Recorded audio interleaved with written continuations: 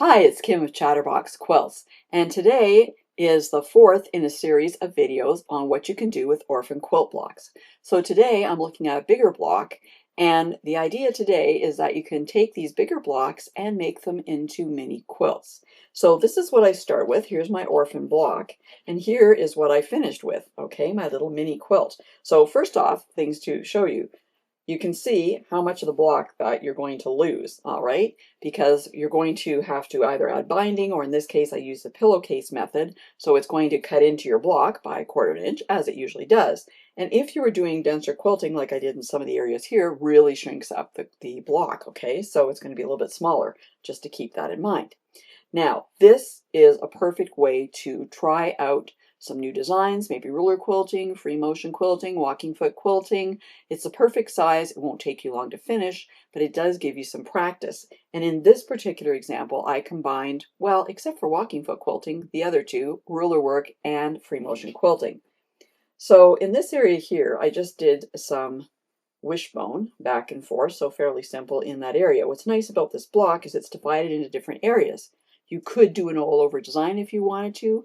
I chose to do different things in each of the areas because it's split up for me already, right? These two areas are both ruler quilting with a straight ruler, if you can believe it, right? There's just a 1/4 inch spacing here, and you start off with your ruler and you go up a little, just a 1/4 inch each time, and that 1/4 inch keeps going, and it turns out to be this kind of triangular spiral, if you will. So lots of fun, great way to practice in these smaller areas too.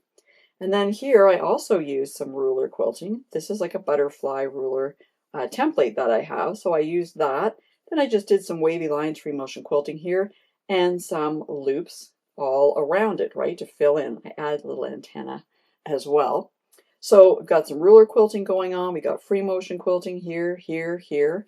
So you can see on the back a little bit better, maybe. It's hard to tell, but there's your wishbone, and then the kind of spiral that you get from using that straight line quilting, ruler quilting. And then here's the little butterfly with free motion around it and inside it, and the antenna are free motion quilting as well.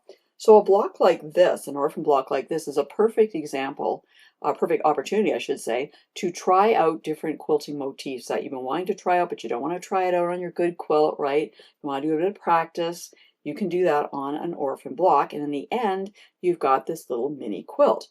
So as I say, it's big enough to put up on the wall. It would be fun to take different orphan blocks, do your quilting on them, your practice quilting on them, and put them up on your wall in a series.